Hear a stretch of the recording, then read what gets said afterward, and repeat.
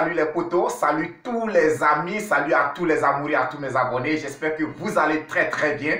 Mais quant à moi, je vais hyper bien. Je suis très heureux de vous retrouver pour cette nouvelle vidéo. Alors les potos, vous le savez déjà, comme tous les lundis, nous faisons le tour de l'actualité du football mondial. Alors aujourd'hui tout de suite, nous allons commencer du côté de l'Angleterre où se disputait la 28e journée. Alors les potos, il faut dire que pour cette 28e journée, nous avons Manchester United qui était opposé à Everton et les Red Devils ont pris le dessus sur Everton sur le score de 2-0. Ensuite, nous avons Arsenal qui était opposé à Brentford. C'était une rencontre vraiment très capitale, très importante pour les Gunners parce que les potos, tout simplement, en cas de victoire, les Gunners occuperaient provisoirement la tête de la Premier League. Je pense que ça a été difficile, les choses ont été compliquées. Même Arsenal a pu faire l'essentiel. L'essentiel était de remporter les 3 points de la rencontre. Arsenal a pris le dessus sur Brentford sur le score de 2-1. Ensuite, nous avons Aston Villa qui recevait Tottenham. Là également, c'était une rencontre vraiment très importante pour la 4e place. On sait que les deux équipes sont en lutte pour la 4e place. Et bien, dans cette confrontation directe, les potos, il faut dire que c'est Tottenham qui a été plus réaliste. Tottenham est allé s'imposer du côté de Aston Villa sur le score de 4-0. Les potos, nous avons Brighton qui a pris le dessus sur Nottingham Forest sur le score de 1-0. Le choc de cette 28e journée était le déplacement de Manchester City chez le leader Liverpool. Il faut dire, les potos, c'était aussi une rencontre vraiment très capitale. Parce qu'en cas de victoire d'une ou l'autre équipe, tous sur cette équipe se placerait en tête de la Premier League. Et dans cette confrontation, les potos, il y a eu match nul entre les deux formations, un but partout. Mais je dirais que ce match nul a fait les affaires d'Arsenal. Parce que grâce à ce match nul entre Liverpool et Manchester City, aujourd'hui Arsenal se positionne en tête de la Premier League anglaise. Les potos, vous allez voir tout de suite le classement qui va s'afficher là sur votre écran. En première position, nous avons Arsenal, leader avec 64 points. En deuxième position, nous avons Liverpool, deuxième avec 64 points. Mais Arsenal passe au goal à virage.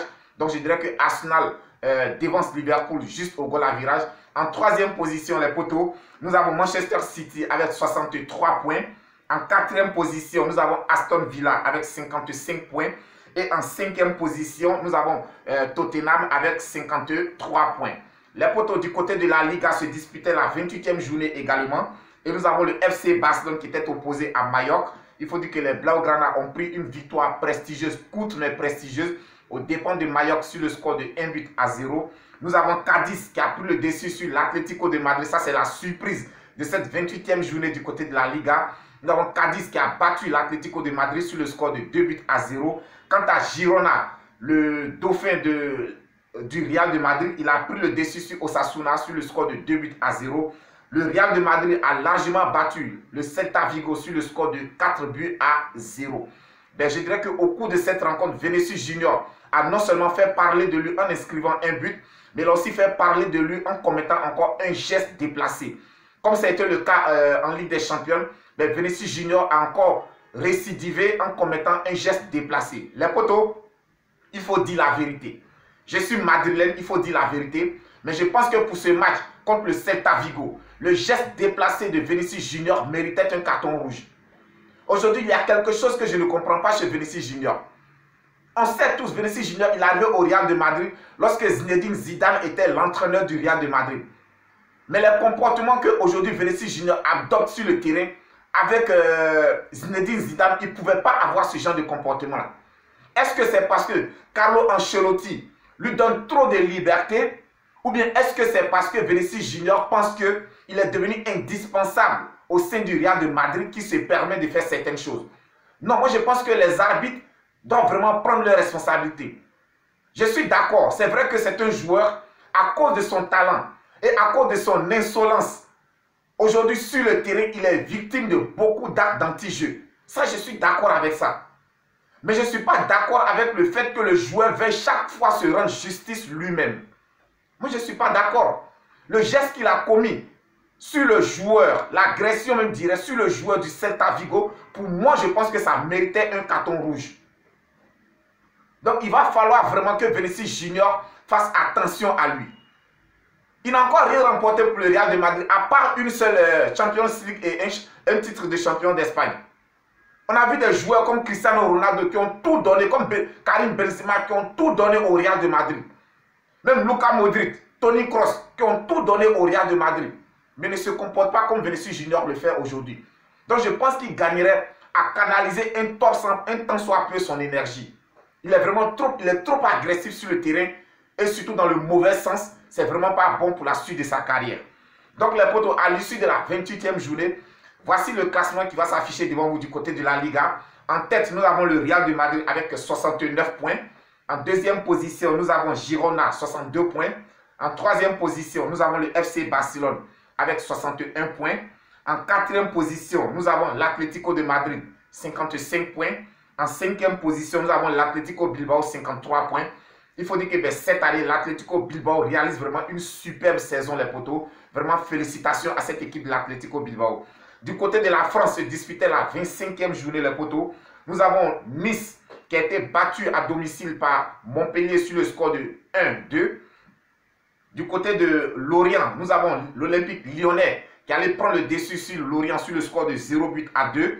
Quant à Lens, ils ont pris le dessus sur Brest sur le score de 1-0. Nous avons le Paris Saint-Germain qui a été tenu en échec par Reims sur le score de 2 partout. Les potos, il faut dire qu'au cours de cette rencontre, nous avons Omar Diakité, le tout nouveau champion d'Afrique ivoirien, qui a inscrit un superbe but contre le Paris Saint-Germain. Je dirais vraiment c'est à saluer. Le Wourouourou, comme l'appellent ses fans, a vraiment inscrit un superbe but face au Paris Saint-Germain. Ensuite, les potos, nous avons Strasbourg qui a été battu à domicile par l'AS Monaco sur le score de 1-0. Quant à Lille et Reims, ils n'ont pu se départager. 2 buts partout entre les deux formations.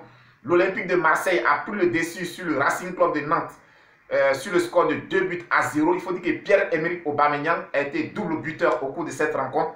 Les potos, je dirais, ça fait 5/5 pour Jean-Louis Gasset depuis son arrivée du côté de Marseille. Ça fait 5 matchs, 5 victoires pour Jean-Louis Gasset. Mais je dirais que les choses semblent bien se passer pour le coach français.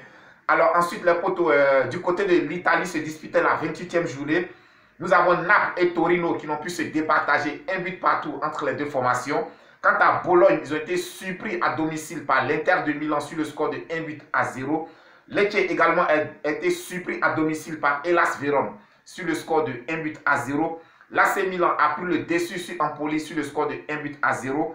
Quant à la Juventus et l'Atlanta et la Fiorentina, la Roma, les potos, avant de faire cette vidéo, je n'avais pas les résultats. Mais je pense que dans ma prochaine vidéo, je vous donnerai les résultats. Ensuite, les potos, du côté de l'Allemagne, nous avons le Bayern de Munich qui a étrié Mainz 0-5 sur le score de 8-1, les potos. Je pense que c'est une victoire qui va faire vraiment du bien au moral des joueurs du Bayern de Munich. Ils en avaient vraiment besoin. Ensuite, du côté du Werder de Brême, nous avons le Borussia Dortmund qui est allé s'imposer sur le score de 2-1. Il faut que Sébastien Haller n'a toujours pas repris du service. Il est toujours blessé. Depuis son retour de la CAN, l'international ivoirien souffre d'une blessure à la cheville. Il est toujours au repos. Ensuite, nous avons Francfort qui a pris le dessus sur Hoffenheim sur le score de 3-1. Et pour terminer les poteaux, nous avons le Bayer Leverkusen qui a pris le dessus sur Wolfsburg sur le score de 2-1. Les poteaux, nous allons tout de suite revenir du côté du continent africain. Il faut dire qu'au niveau de l'Afrique, il y aura les matchs amicaux internationaux qui se disputeront très bientôt. Et le sélectionneur ivoirien MS Faye a publié la liste des 25 joueurs convoqués pour ces 2 matchs amicaux. Il faut dire tout simplement, les potos, on le sait tous, les éléphants de Côte d'Ivoire sont les tout derniers champions d'Afrique et ce sera leur première sortie internationale après leur sacre continental. Donc, voici la liste publiée ainsi des éléphants de Côte d'Ivoire pour disputer les 2 matchs amicaux contre le Bénin et contre l'Uruguay.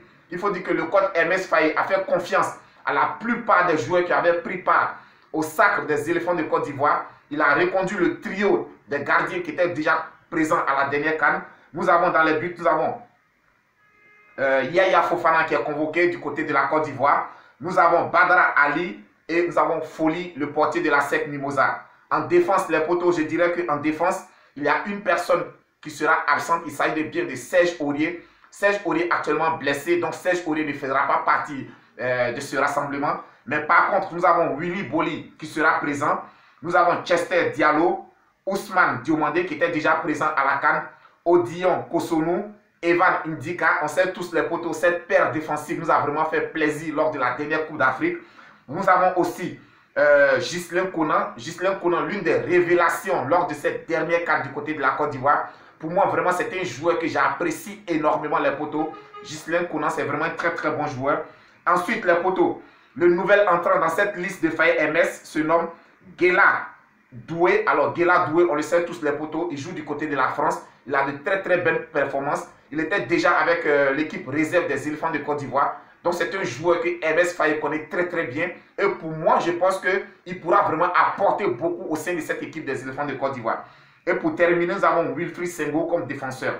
Au niveau du milieu de terrain, les potos, sans surprise, nous avons Ibrahim Sangaré, Doumbia Idrissa, Franck Kessié, Jean-Séry Mikaël, Seko Fofana, Lazare Amani.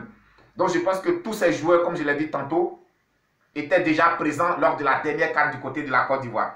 Au niveau de l'attaque, les potos, nous avons Karim Konaté, Jean-Philippe Crasso, Max Alain Gradel, Jonathan Bamba, Omar Diakité, le Wourourou, Jérémy Boga, Nicolas Pepe et Simon Adengra.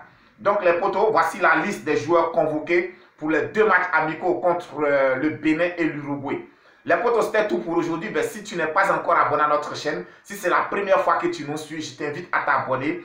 On s'abonne, on like, on commente. Et puis les potos, dites-moi en commentaire qu'est-ce que vous pensez encore une fois de plus de la non-convocation de Wilfried Zaha. Et dites-moi pour moi, est-ce que vous pensez que le coach MS Faye, après le miracle, après les bons résultats obtenus lors de la dernière CAN, est-ce que pour vous, MS Faye est l'homme qui pourra vraiment rehausser au plus haut niveau, au premier rang, l'équipe nationale de Côte d'Ivoire? J'ai été ravi de faire cette vidéo avec vous. On reste ensemble, on reste tous Vikings, débrief, connaisseurs, connaît. D'ici là, portez-vous bien, que Dieu vous protège. On se dit à très très bientôt pour une autre vidéo.